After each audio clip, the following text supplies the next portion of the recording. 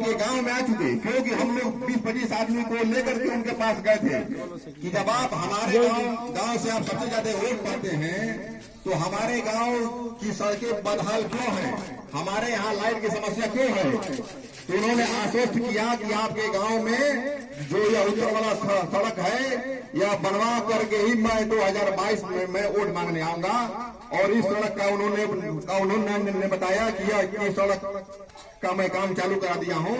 और यह उत्तर वाली सड़क जो है फुलवरिया से लेकर के जो यहाँ तक जाती है चंद होते हुए ये रोड उत्तर वाला जो खड़ंजा है उसका उन्होंने आश्वासन दिया कि यह रोड बनवा करके ही मैं 2022 में आप लोगों के सामने वोट मांगने के लिए आऊंगा। और फिर दो रोड का हम लोगों ने और प्रस्ताव दिया तो उन्होंने कहा कि पहले यह रोड बन जाने दीजिए तब उस रोड का काम होगा। तो जब आप अपनी समस्या को लेकर के अपने एमपी के पास, अपने एमएलए के पास और अपने बीडीओ के पास, आप अपने सीडीओ के पास, एसडीएम के पास जाएंगे तब जाकर के अपनी आपकी समस्याओं का समाधान होगा। और आप अगर नहीं जा सकते हैं तो आपका ग्राम प्रधान वहां जाना चाहिए। ऐसा आप लोग नेता चुनिए कि वह जाए और आपकी समस्या को वहां रखे, उसका समाधान कराने का आपका प्रयास करे। और अगर बात कायदे से बनती है तो बने, नहीं तो वह जा करके धरना करे, प्रदर्शन करे और उस समस्या का समाधान करा करके वो आए। कोई भी समस्या देखिए, कोई भी ऐसा काम नहीं है जो बहुत ही आसान है, लेकिन करने वाले के लिए कोई काम कठिन नहीं है और नहीं करने वाले के लिए कोई काम आसान नहीं है। जब आप काम करना चाहेंगे तो वह काम आसान होता चला जाएगा और नहीं करना चाहेंगे तो वह काम करना कठिन हो जाएगा। मैं देखता हूं और मुझे बहुत कष्ट होता है कि इस गांव की छोटी मोटी समस्याएं, भाई भाई का विवाद, बिना मतलब का विवाद जिसको हम लोग बैठ कर सुलझा सकते हैं, ऐसे छोटे छोटे मामले थाने के अंदर जाते हैं और वहां जा करके दोनों परिवारों का इज्जत खराब होता है। और उसके बाद 2000, 4000, 5000 दे करके उसको ठंडा करने का प्रयास किया जाता है या उन दोनों भाइयों को कचहरी पहुंचा करके मुकदमा लड़ाने का प्रयास किया जाता है। 15 साल 20 साल मुकदमा लड़ता है और फिर जा करके वह समझौता ही होता। तो ऐसी छोटी छोटी समस्याएं गांव का प्रधान गांव में ही सबको हाथ जोड़ करके समझा करके उसका समाधान कर सकता है, अगर करना चाहे तो। और नहीं करना चाहे तो कोई बातें नहीं है। कई हमारे प्रधान कहते हैं कि अरे पहले पैसा नहीं आता था, हम लोग जान नहीं पाते थे। लेकिन मैं आप लोगों को बता रहा हूं कि अगर पहले पैसा नहीं आता था तो कोई बार बार प्रधान बनना चाहता क्यों था। ये अलग बात है कि पहले कंप्यूटर का जमाना नहीं था, इंटरनेट का जमाना नहीं था, कौन कितना पैसा खाता था, लूटता था, कोई जान नहीं पाता था। लेकिन आज इंटरनेट का जमाना हो गया है तो आज आपके गांव में कितना पैसा आ रहा है हर आदमी जान जा रहा है। तो बंधु मेरा बस यही मैं बस यही कहना चाहता हूं कि प्रधान ऐसा हो जो हर महीने खुली बैठक कराए, वह गांव की समस्या का समाधान कराए, उसको केवल गांव की समस्या का समाधान करने के लिए प्रधान बनाया जाता है। तो उसका काम केवल गांव के अंदर की ही समस्याओं को देखना है। मैं देखता हूं जब भी मैं आता हूं किसी बेटी के यहाँ, किसी बहन के यहाँ शादी है तो देखता हूं उनके यहाँ शादी में जाने के लिए रास्ता नहीं होता, लेकिन प्रधान उनके दरवाजे पर एक बार भी जाकर नहीं देखता है कि फलाने के घर बारात आ रही है तो बारात कैसे जाएगी। यह उसका नैतिक दायित्व है कि जा करके वहां देखे कि उस बेटी की बारात आ रही है, रास्ते में कोई अड़चन न है, रास्ते में अगर कहीं गड्ढे हैं तो उसको ठीक कराए, झाड़ी है तो उसको कटवाए। तो प्रधान की ये सब जिम्मेदारियां हैं जो कि मैं देख रहा हूं कि इसमें जितने भी हमारे सामने प्रधान रहे हैं उनके द्वारा ऐसा कोई कार्य किया नहीं जाता है। जिसके घर शादी होती है वही अपना रास्ता साफ करवाता है, वही लाइट का व्यवस्था कराता है। मतलब वह शादी करने के लिए वह सोचता है कि वह मतलब शादी अपने घर करता है, लेकिन बारात अपने दरवाजे पर लाने की व्यवस्था वही करता है। जबकि यह ग्राम प्रधान का नैतिक दायित्व है कि गांव में कोई भी आयोजन हो रहा है तो उस आयोजन में बढ़ चढ़कर वहां हिस्सा ले और उसमें अगर कहीं कमी होती है तो उसको वह दूर करे। गांव की अगर कोई समस्या आती है तो उसका जा करके समाधान कराए। केवल जा करके खड़ा होने से, केवल फर्जी सहानुभूति लेने से काम नहीं होने वाला। आप फर्जी सहानुभूति लेकर के क्या करेंगे भाई? आपका काम प्रशासक का है, प्रशासक का काम न्याय करना है, समस्या का समाधान कराना है। केवल खड़ा होकर नैतिक सहानुभूति लेने से समस्या का समाधान नहीं होने वाला। तो बंधु, जितना हमको समझ में आया है कि ग्राम प्रधान के अंदर क्या क्या क्वालिटी होनी चाहिए, क्या क्या गुण होना चाहिए और क्या क्या उसको काम करना चाहिए, वो मैंने आप लोगों को समझाया है, बताया है। और आप सभी लोग पढ़े लिखे लोग हैं, जागरूक हैं, हमसे ज्यादा आप लोग जानते हैं।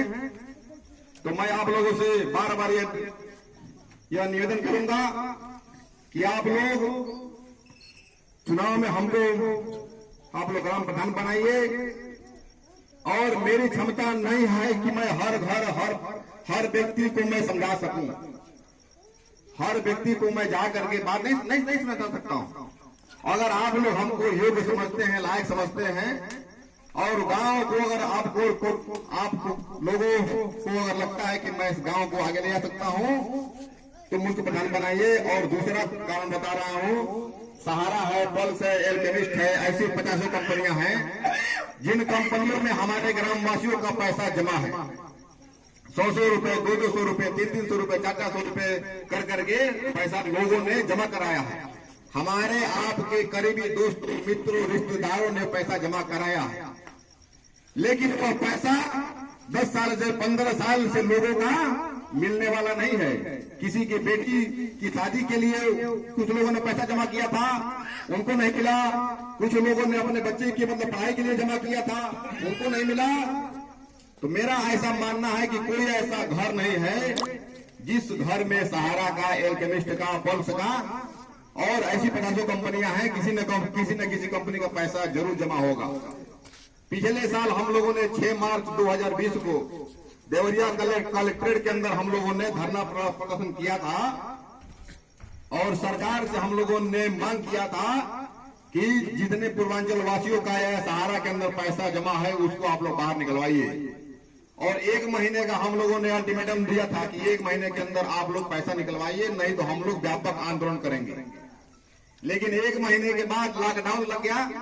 लॉकडाउन लगने के बाद, लॉकडाउन लगते लगते दिसंबर तक लॉकडाउन लग गया और इधर हम लोग 5-6 महीने से हम लोग इधर बढ़ाने के मतलब चुनाव में हम लोग व्यस्त हैं। तो सहारा के अंदर जो पैसा जमा है, पल्स के अंदर जो पैसा जमा है, उसके बारे में कोई बोलने वाला नहीं है। कोई विजय माल्या का नाम लेता है, कोई नीरव मोदी का नाम लेता है, लेकिन सहारा का नाम लेने वाला कोई नहीं है। क्योंकि सहारा में पैसा हमारा और आपका है। सहारा में पैसा हमारा और आपका पैसा है। विजय माल्या और नीरव मोदी सरकार का पैसा लेकर के चंपत हुए हैं। उन्होंने संस्थाओं को, बैंकों को उन्होंने चूना लगाया है, लेकिन सहारा ने हमको और आपको चूना लगाया है। हमको और आपको चूना लगाया है तो हमारे और आपके बारे में कोई बोलने वाला नहीं है। और लोग जब भी आंदोलन करते हैं तो लोगों को आश्वासन दे दिया जाता है कि आप लोगों को पैसा 2 महीने बाद मिल जाएगा, 3 महीने बाद मिल जाएगा। तो 2 महीने बाद, 3 महीने बाद जो लोग देते हैं, कहते हैं देने का, और जो नेता जा करके खड़ा होता है उसको लोग 10,000, 15,000, 20,000 दे करके उसको चुप करा देते हैं। तो मैं आप लोगों को यह भी आश्वस्त करता हूं कि मैं अगर प्रधान बनता हूं तो आप लोगों का सहारा में जमा कम से कम हमारे गांव का ही, जहां तक हमको अंदाजा है, करीब 3 से 4 करोड़ रुपया अपने गांव का है। वह पैसा मैं सभी ग्रामवासियों को दिलाने का मैं प्रयास करूंगा। और जितनी भी सरकार की योजनाएं आती हैं, जो सरकार स्टार्टअप देती है, व्यवसायियों को लोन देती है, वह सारा सबसे पहले ग्राम राजपाल अमिटिया के लोगों को वह लोन मिलेगा। जो बाहर ट्रेनिंग दिया जाता है वो ट्रेनिंग कैंप हमारे गांव के अंदर लगेगा। और मैं आपसे वादा करता हूं कि 5 साल के अंदर मैं इस गांव को इतना डेवलप कर दूंगा कि 5 साल के बाद किसी गांव के नौजवान को बाहर नौकरी मांगने के लिए नहीं जाना पड़ेगा। हर आदमी 30,000, 40,000, 50,000 तक का घर बैठे उसको रोजगार मिलेगा। जो लोग बंबई, दिल्ली और गाजियाबाद जाते हैं वह शहरों में काम नहीं करते हैं, वह काम छोटे मोटे गांव में ही जाकर के करते हैं।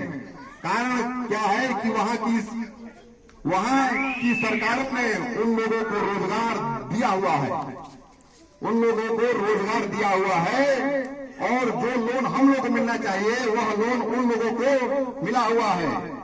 तो अपने छोटे छोटे कमरे में, छोटे छोटे घरों में छोटा छोटा कोई अगरबत्ती बनाता है, कोई बल्ब बनाता है, कोई मोबाइल बनाता है, कोई छोटे छोटे उपकरण बनाते हैं, और उनका माल जहां उत्पादन होता है वहीं से बाहर के लोग आकर के उस माल को लेकर के चले जाते हैं। तो क्या हमारे गांव के अंदर माल अगर पैदा होगा, बाहर से लोग आ जाए जहां आकर के नहीं ला सकते हैं? बिल्कुल लेकर जा सकते हैं। आपके यहाँ मैरवा बाजार है, बहुत से लोग जाकर के मैरवा से सामान ला करके सलेमपुर के अंदर बेचते हैं।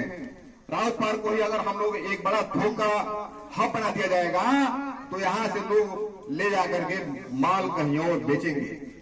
तो विकास हर जगह हो सकता है अगर आप चाहेंगे तब, नहीं चाहेंगे तो कोई बात ही नहीं है।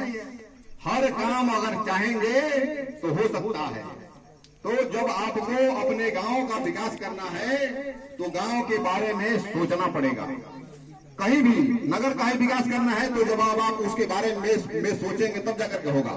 और सरकार कोई कितनी ही अच्छी क्यों न हो, जब तक गांव का प्रधान गांव के विकास के बारे में नहीं सोचेगा, कोई भी सरकार हो गांव का विकास नहीं कर सकती है। और जब तक गांव का विकास नहीं होगा तब तक देश का विकास नहीं हो सकता, क्योंकि सबसे ज्यादा आबादी हमारी गांव के अंदर निवास करती है। सबसे ज्यादा आबादी हमारी गांव के अंदर निवास करती है।